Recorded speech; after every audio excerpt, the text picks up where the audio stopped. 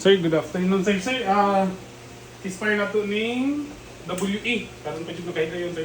WE Import Risk. So, ito siya. So, expire natin, sir. Lagyan natin ng bala. Ito po yung reloader niya, sir. 15 rounds yung per load. Tapos, dalawang load, 32 yung 32 rounds lang yung laman ng magazine po. So, ganito lang pag-load ng bala. Yun. Lagyan pa natin ng isa.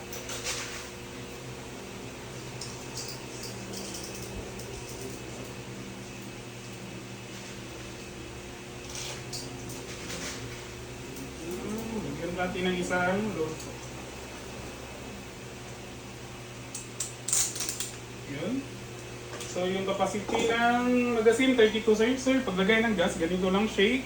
Tapos, 15 seconds po. 1, 2, 3, 4, 5, 6, 7, 8, 9, 10, 11, 12, 13, 14, 15.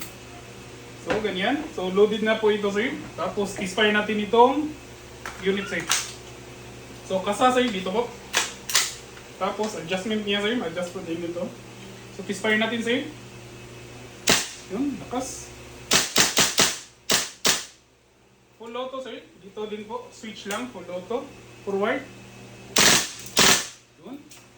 So, balik natin sa semi sir. So, isa lang. Yun. Switch natin full auto sir, para maubos. Yun. Automatic lock siya sir kapag wala ng bala. Mag-open ang bolt niya sir.